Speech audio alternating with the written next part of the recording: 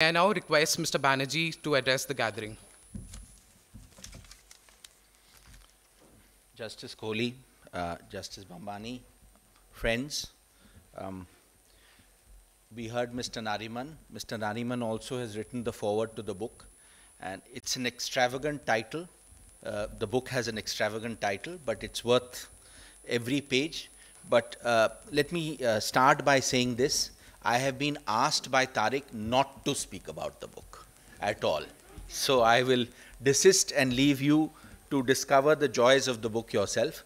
But I must confess, before saying what I have to say about the topic which I've chosen, that I'm really happy with this because, as you know, arbitration is the flavor of the season. And everybody wants to meet you and talk about arbitration and how can you make a career in arbitration, etc. Now I have a great resource. I will take the book, I'll hand them the book and say, please read this. You will know everything there is to know about arbitration in India. So thank you, Tariq, for that. Anyway, so the topic I have chosen is just to give you a whistle-stop tour through 25 years of arbitration history in the in our courts, literally in 10 minutes. As you know, it's been about 25 plus years since the 96 Act came into force. It can't anyway now be called a new act, but it's pretty old now, 25 years. And the courts have had various different forays in interpreting this act. And I'm going to talk about three very controversial cases.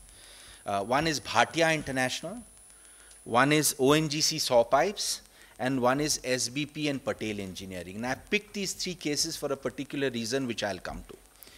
But I'm going to, because you will, some of you, I can see the younger crowd here, some of you may have not heard of these cases, but they have excited a lot of controversy and a lot of, I would say, ill-informed comment, particularly against the judiciary. And I think I just want to take this occasion to tell you a little bit about these three cases and what happened and how this fits in with the larger picture.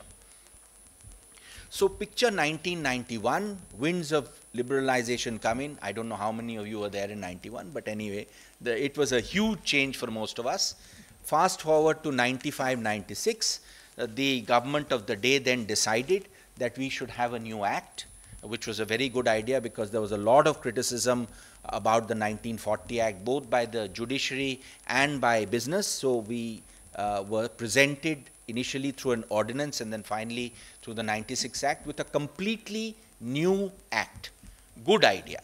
Slight problem, it was copy, cut and pasted from the ancestral model law of 1985. There were two major issues with the 96 Act. I know how it came in, but that's a story for another day and maybe not in public. But anyway, it came in quite a hurry. One was that the ancestral model law was designed for international commercial arbitration. It was not fitted to our peculiar situation and domestic arbitration. That was one problem with the new law. The other problem with the new law, and which particularly irritated me then and irritates me now, is that we were more loyal than the Queen. We knocked out certain safeguards that the model law had, particularly Section 16 safeguard, Section 9 width, and we tried to reduce judicial intervention even further than even the ancestral model law intended. And that, as you will see, caused a number of problems. So this is the background. Just please remember the background. This new act has come in. Everybody is very excited about this new act. Obviously, various provisions are going to be tested in the courts. So I come to the first judgment, which is Bhatia.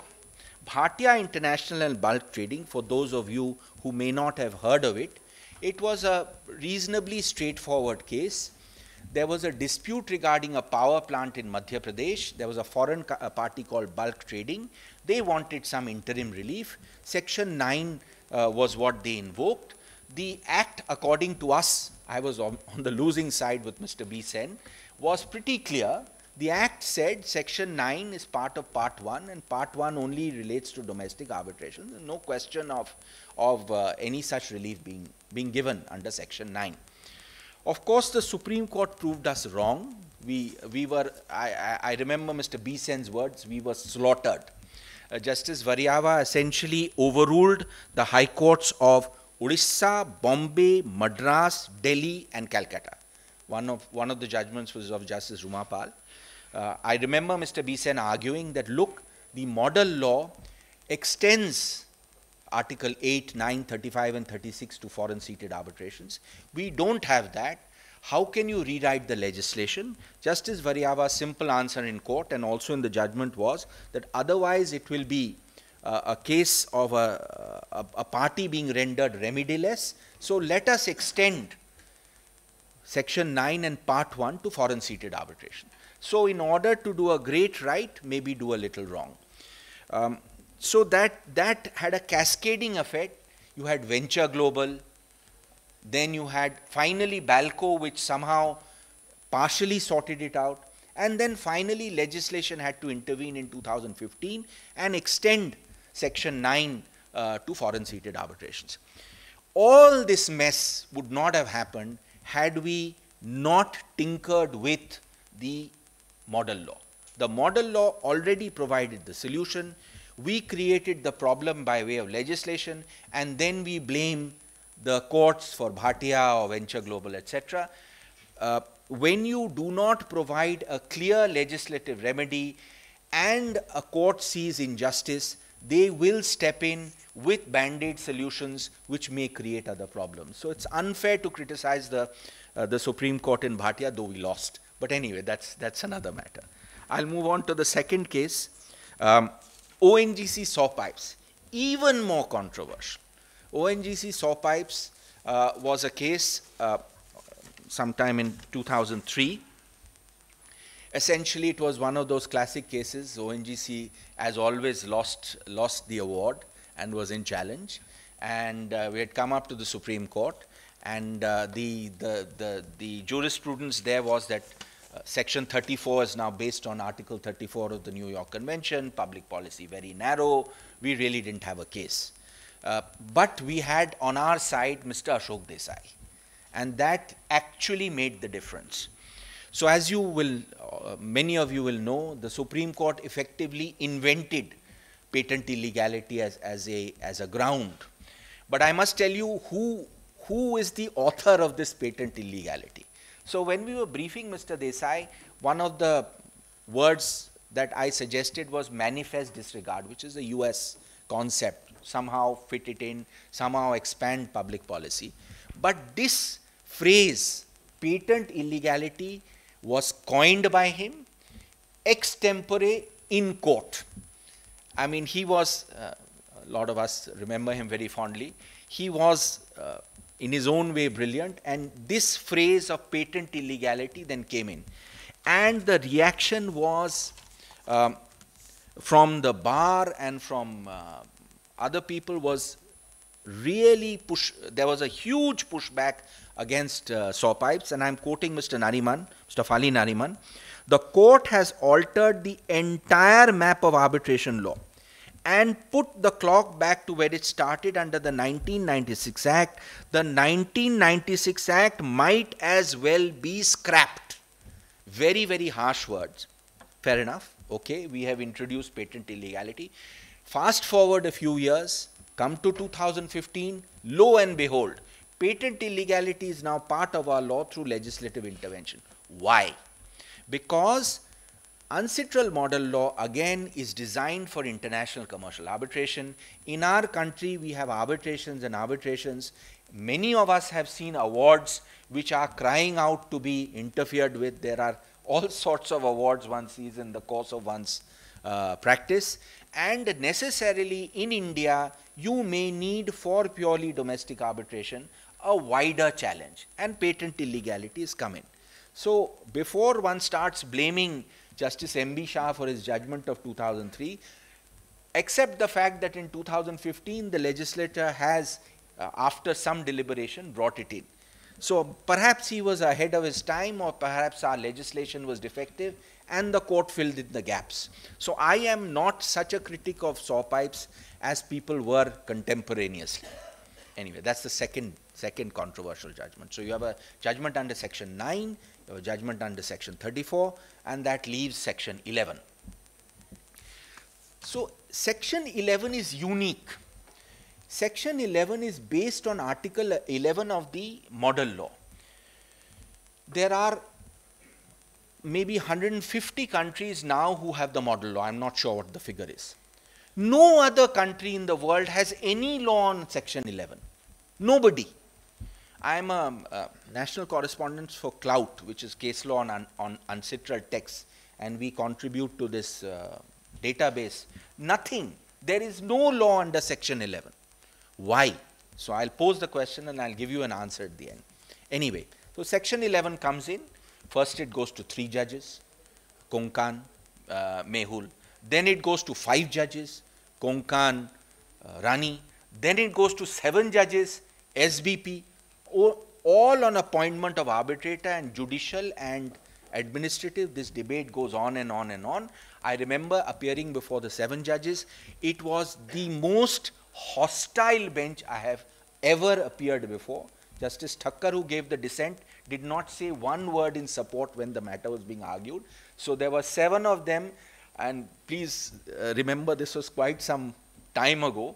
And I remember one of the judges telling me, "Why are you arguing this so vehemently, Mr. Banerjee? You can make your fees in the court under section 11. You can make your fees before the arbitrator. So let go of it." Anyway, so the judgment came. Judgment said judicial.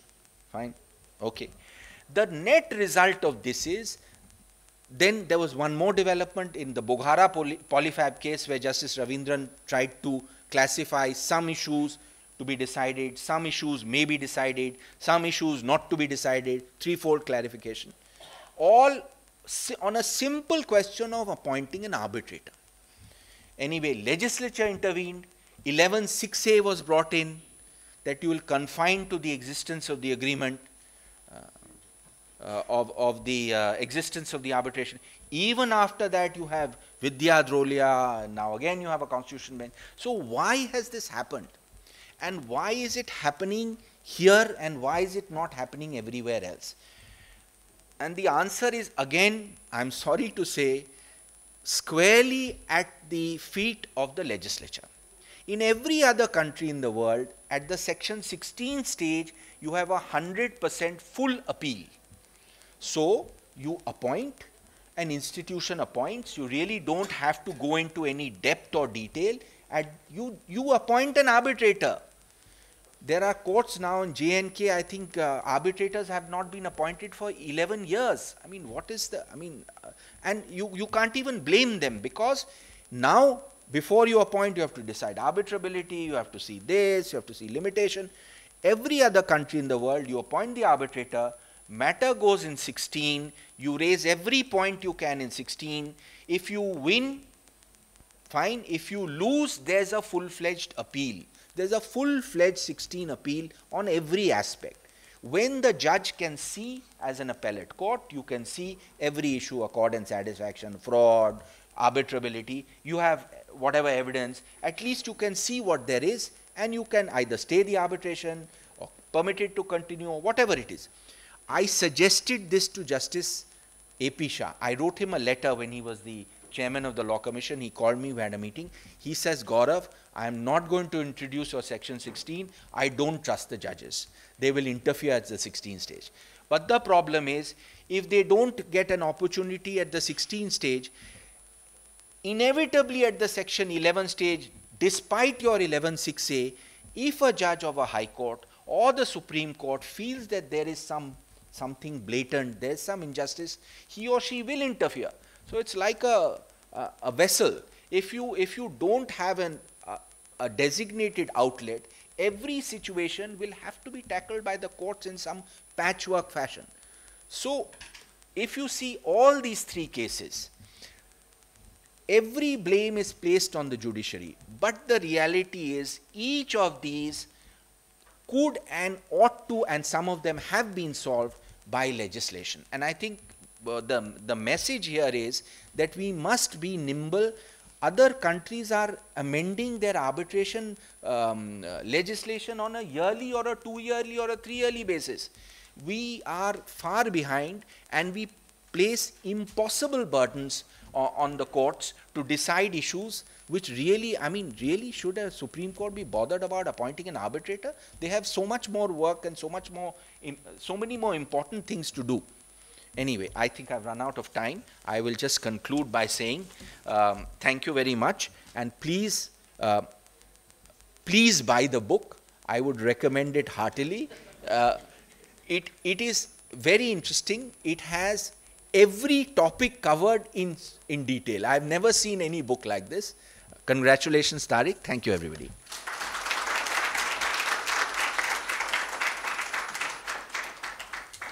Thank you so much, sir, for your enlightening words. May I now request Honorable Mr. Justice Anup Bhambhani to address the gathering.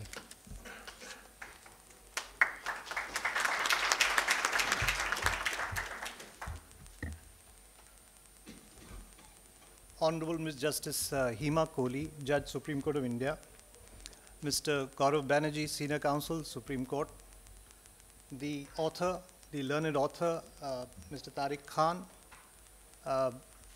my colleagues from the fraternity, ladies and gentlemen. When I got the invite to be a guest at this book launch, and I had just seen the title of the book, I got a little interested. A very presumptuous title, as we can see, as Gourab also mentioned. And I said, wow, this is something I have to look at. Everything you need to know about arbitration law in India. And this, at the end of several months of me sitting on that roster, hearing a new arbitration case and a new arbitration point every day. So I called for a copy of the book. I flicked through the pages. And I must say that I must commend the author that the title is fairly justified. Now, with a foreword from a person of the eminence of Mr. Fali S Nariman, who I think is the Bhishma Pitama of arbitration law in India, I think it's gotten off to a great start. The book is comprehensive, yet compact. It addresses, I thought, both theoretical as well as the practical aspects of arbitration law in India. Remarkably, I noticed that it also contains an introductory chapter to the application of arbitration law to the emerging technologies such as blockchain, artificial intelligence, and the like. Now, Mr. Khan begins, I notice, with some of the earliest cases relating to arbitration law and traces the whole line down to some of the most recent cases, which I think is commendable in a book which is all of one volume. It's divided into neat chapters. You will see very neat sections, very pithily chosen judgments. And I think it's a book which gives a very quick review of the entire arbitral landscape. Now, arbitration as a concept, as a remedy, is intended to be simplified. It's a simplified form of litigation. It is intended to be informed with less formality and with more flexibility. But at the same time, as I said, sitting on the roster and dealing with all kinds of arbitration cases, Section 11, Section 34, Section 37 appeals, substitution of arbitrators, termination of mandates, etc. I think we have ended up with a situation like peeling an onion. So every time you remove one slice of the onion, there's something beneath it. And I can assure you that arbitration, the way it's practiced in India, is rife with nuance. It's rife with all kinds of complications, some arising from the imagination of the brilliant counsel who appear before us, but some genuinely present themselves as complicated situations. So experience shows that much as we as judges and courts try not to poke our nose in arbitral proceedings, but as Gourab said, if a case comes before you and you find that there is something completely amiss, it strikes you as something strange, then obviously you will find a way of remedying what you consider is wrong. That's our job. That's what we signed up for. Now, beginning from the very beginning of the appointment of an arbitrator, who should be the arbitrator, who is to appoint the arbitrator, how many arbitrators are to be appointed, why is a person not qualified, the whole gamut of things I don't have to repeat. People here are familiar with that branch of law. So I think I'm quite impressed that all these aspects find mention in the book. They are dealt with in the book. May not be in too much detail, but at least sufficient to point the finger in the right direction that this is the case law, these are the points, this is the general concept. Please go and look at a more detailed book if you like. What is happening practically, as I see in court every day, is that while we try not to interfere in the actual dispute between the parties, but the penumbral areas, the penumbral disputes with the arbitrator, about the proceedings he is conducting, about summoning of witnesses, about overrunning the time allotted, all these things end up, and these, if you notice, do not happen in normal suits. You don't argue about the judge normally. I mean, there could be jurisdictional questions, but those are a rarity. But here, that is a daily occurrence. What I also think is very useful in this book is that with the exploding arbitral landscape in India, a lot of lay persons are also engaging as arbitrators. Now, I have a slight discordance with what Mr. Nariman just said, and he's always said this. Lay arbitrators are welcome. Lay arbitrators may be experts in certain fields of law and are therefore required in resolution of certain disputes.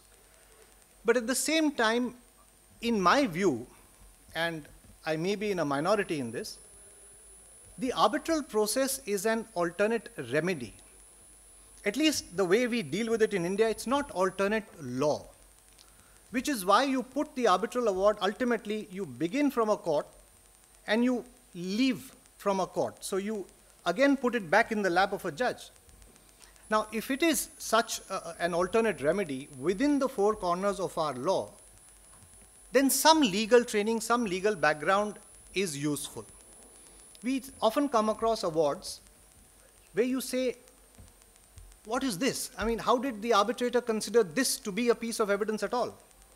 Or if this was the piece of evidence, how did he read it completely differently? And we are compelled by the nature of our training as judges to then interject, to intervene, and to try to remedy what we think is wrong. I mean, I cannot imagine myself retiring as a chief engineer in the railways and saying, or rather retiring as a judge, and then saying, okay, why don't I start building a railway bridge tomorrow? I mean, I can do it. But the converse does happen, that a chief engineer railways retires, and then the next day he says, why can't I be an arbitrator? You're most welcome to be an arbitrator. But a little bit of a legal background, understanding of basic concepts, in my view, would help. And for those tribe of layman arbitrators, I think this book is a must read, because it gives a complete overview of the arbitral landscape. And if there is any doubt that arises in the mind, you can quickly find an answer in this book. It fills a void. We've seen volumes and volumes of foreign authors, very detailed books, but this fills a different void where there is a ready reckoner, there is a manual of arbitration in India. Now, I always say that it's easier to be prolix. I remember reading many years ago in a different context, that when a sculptor begins to make a sculpture, he begins with a block, whether of wood or clay or whatever, and then he chips off things, which is when the face shows up. So the idea is, when you begin with 15 judgments, you knock off the ones which are repetitive, which are overlapping, until you come to that essence which is contained in 3 judgments. So I think that is an effort that Tariq has put in, and I commend him for that. So brevity is much needed, and this book provides that. And to borrow a recent internet phrase, TLDR, too long, didn't read. So that is not a problem which you will face in dealing with this book and reading this book.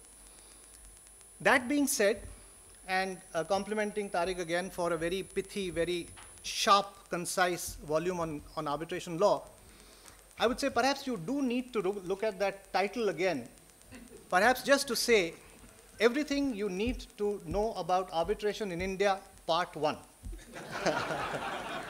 Thank you for inviting me, and I wish the author all the best.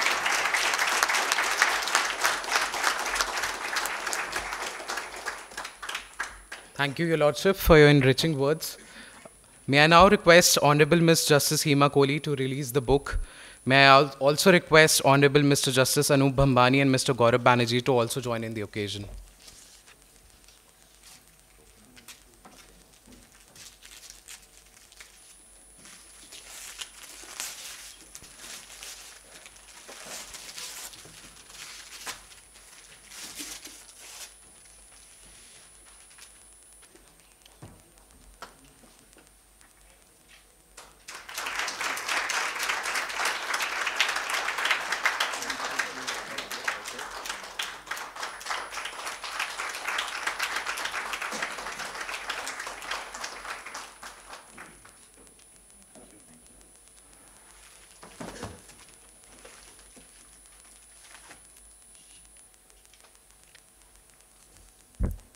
May I now request Honorable Ms. Justice Hima Kohli to address the gathering.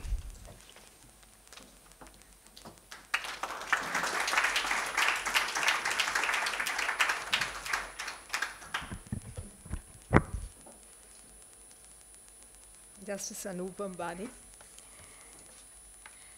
my colleague from Delhi High Court, Mr. Gourab Banerji, Senior Advocate, Brother Kodan Ram, former Judge of Telangana High Court, Senior Advocates, young lawyers, distinguished guests, ladies and gentlemen, the publishing team, and of course the friends from media. I thought it was a good afternoon. I can safely say it's a good evening. Glad to be here to have the privilege of formally releasing the first edition of Everything You Need to Know About Arbitration in India, authored by Tariq Khan. It is, as you just heard from my 2 speakers prior to me, not an easy task to write about any aspect of the Indian jurisprudence, more so when there are several opinions on the dynamic interpretation of law. This is all the more true when it comes to writing on the subject of arbitration, as the statute has undergone frequent changes in the recent past, what with the introduction of the amendment of 2015 followed by the 2019 amendment. It's still work under progress, perhaps not as much as we would like it to be, and foreign countries named by Gourab, where it happens every 2 years. Well, it's happening every 5 years, but we think there is much to be done, perhaps to shape it up. The amendments that have happened have narrowed down the scope of interference with an arbitral award by clarifying the circumstances in which an award can be held to be in conflict with public policy, an aspect that has spewed a whole lot of litigation in courts and delayed the entire process.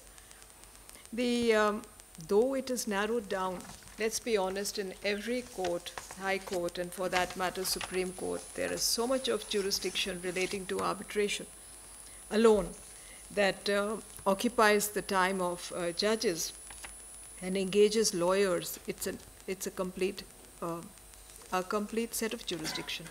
Unfortunately, we still have matters lingering for several years, even after the award is rendered, and is tested from court from 34 to 37 and upwards till it actually reaches a stage of enforcement. So A vibrant arbitration ecosystem is important because it does bolster the commercial interest of the country. It promotes ease of doing business and facilitates easy flow of foreign direct investment. Opting for this mode of arbitration as a preferred mode of dispute resolution is supposed to send out a clear signal that the parties, having consciously elected the forum of arbitration, there ought to be least interference by the courts in the chosen path. At the same time, the process must be supported for it to reach its logical end as early and as seamlessly as is possible. It is this party autonomy that is a hallmark of arbitration and must be respected. It isn't happening as much as one would thought it should happen, but as we say, it's work under progress. We must realize when courts have to keep their hands off. I need not emphasize how indispensable arbitration is at the national level for developing India into a global business hub. The growth of arbitration in India has helped improving its rank in the World Bank's Ease of Doing Business Index. In the past couple of decades, arbitration has emerged as a preferred mode of resolution, even in the domestic market. It is well recognized that investors are always looking out for a neutral forum to resolve their disputes. The most attractive jurisdictions for investments are those that have actively encouraged the process of arbitration. If one studies the rising graph of dispute resolution through arbitration, you will notice that those countries where the process is administered through independent institutions that assist in making the process easy, that have rules in place to deal with appointments, that manage each step and decide disputes in a time-bound manner, are the ones that have attracted the maximum footfall of commercial disputes. Again, jurisdictions where courts have consciously refrained from interfering in the arbitration process declined to entertain challenges laid by disputant parties to interim orders to miscellaneous directions have emerged as the preferred choice of selection for the seat of arbitration. In other words, the self-imposed restraint by the courts from the point the parties invoke the clause of arbitration till the award is finally published assumes great significance for litigating parties. This self-restraint is of equal importance when it comes to the validity of an award in the court of law. Once an award is made, its timely enforcement becomes critical. Towards this end, it is imperative for courts to address the genuine concern of stakeholders who have an apprehension that arbitration is fast becoming a mirror image of litigation in India. This is what Mr. Nariman just mentioned when he referred to the dinosaur and why it should swim. This is what Gourab has said, and so has Brother Anup. It needs to be emphasized that really, if we go the litigation way, arbitration will lose the sheen which it already is in this process. And that's not how we wanted it to go. If we really aspire to make India a hub of arbitration, then both the arbitral tribunals and the courts must assuage this apprehension by fast-tracking the entire process. One way of assuring the parties who make investments in India is to demonstrate that just as setting up of a project here has been simplified, when disputes arise in the course of conducting business, they can be resolved quickly. There has been some progress made in this direction in the recent past. We have been slowly moving away from ad hoc arbitration to institutional arbitration, but still there is a long way to go. To achieve this, we must ensure that awards once made are enforced with vigor at the earliest. Courts at all levels will have to make that extra effort to decide enforcement applications that do not brook any delay. What is the client interested in at the end of the day? That the money that he had to receive, he has actually ended up receiving, and the project is over and done with, and he exits. If that happens, then that is the best thing that could happen for closure of litigation. So the need to adopt a pro-enforcement approach is imperative. Refusal to enforce an award ought to be an exception and not the rule. Coming to the book authored by Tariq, Gourab has kept his hand off, saying he's not going to talk about it. Anup has touched upon it. We are looking to a part 2. He's a prolific writer, Tariq. We are sure there will be a part 3 too. I must say that this book has been structured meticulously by Tariq. It sifts the chaff from the grey, cuts through lengthy judgments, swiftly highlighting the core principles of arbitration in a lucid manner. From being a basic primer for those interested in the legal aspect, Tariq has reached out to the practitioner of arbitration, offering valuable references and sound guiding principles to the young arbitration lawyers. There are chapters I noticed that highlight the global best practices and evolving doctrines. The book has interesting insights into the practice and procedure of arbitration, with the entire journey of an arbitration case charted out from the perspective of a practitioner. An unusual way of going about to introduce how arbitration works on ground in India. The focus is on practical application of law relating to arbitration and how the pitfalls in the process encountered by a practitioner can be avoided. Another important development that has been brought to the fore in the book is the critical role of technology that has been played in conducting arbitration proceedings. This void has been filled up by Tariq by explaining how technology has come to the aid of arbitration during this recent COVID pandemic. Before that, we all know how we would appear physically for conducting arbitration matters, whether it was the arbitrator or the parties. All of them had to assemble at a particular point to be able to take the process further, but post-COVID it has all changed. The tribunals and the courts have embraced technology and continued to resolve disputes and dispense justice even during the lockdown. Tariq has explained the innovations in the space of dispute resolution, such as online dispute resolution, blockchain, emergency arbitration, smart contracts, and AI. It has also been explained how these tools can be integrated into the arbitration process. The book has meticulously divided arbitration into several subheads that interested me, as for example, commercial disputes, insolvency, then there were IPR disputes, there were arbitration in the field of infrastructure. So each one can throw up the challenges because these are specialist fields, and one of the most recent ones, art disputes, which we were not aware of. Till recently, we didn't know that we are not so conscious of the fact, shall I say, that there are art lawyers who dedicate themselves only to disputes, to purchasing artwork, and to taking the process further from the point of identifying the artwork by interacting with the client to the last step of buying the artwork for the client without any litigation. That's how the field is. It's fairly big and it's very new. An interesting aspect has been touched about in this book is the interface of arbitration with other tools of dispute resolution, such as the hybrid MEDAB that has recently gained traction. Besides MEDAB, there are other processes we all know as ARB-MED or ARB-MED-ARB that have been incorporated by parties now in contracts. And what is the idea? The idea is to keep the negotiation settlement window open for parties while they are undergoing the process of arbitration. So there are so many nuances to the book. In fact, mediation and conciliation, incidentally, is recognized in our own statute of arbitration in section 30. So these upcoming concepts that have been discussed sets the stage for more evolved arbitrations in future. Yet another interesting subject touched upon by the book, which engaged me, was the third-party funding, also known as the dispute funding, an arrangement where a third-party funder finances a dispute in exchange for an agreed portion of the recovered amount that is the subject matter of the award. Pretty common in the Western world, has yet to take off in our country.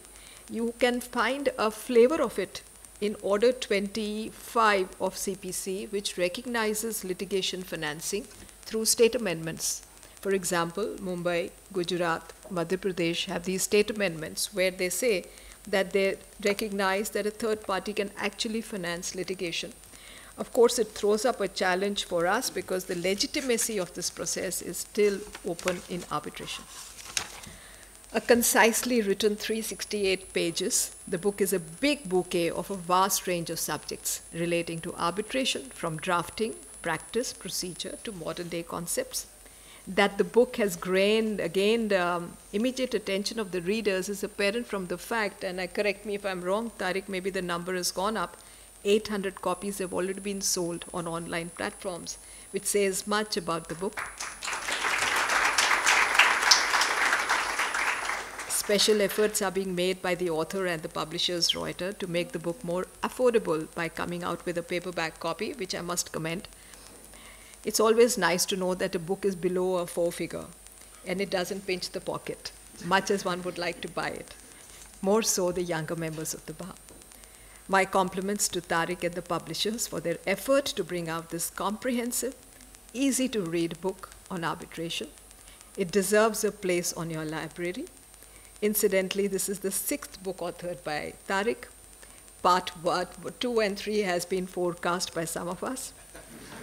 While I wish him many more in the future, I wish you all happy reading. Thank you.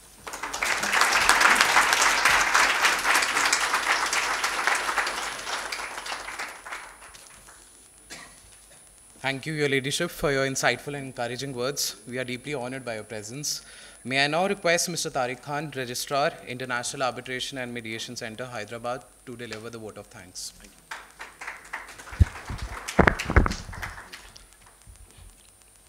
Honorable Ms. Justice Hima Kohli, Judge, Supreme Court of India. Honorable Mr. Justice Anup Bhambhani, Judge, High Court of Delhi. Mr. Gourab Banerji, Senior Advocate, Supreme Court of India. Mr. Fali S Nariman, Senior Advocate, Supreme Court of India. Learned arbitrators present here, former judges, senior advocates, my mentors, my family, my friends, my juniors, my supporters, friends from the media who are present here today. I'm truly grateful to you all for being present here on this very special day. And I must say that I'm very happy to see you all.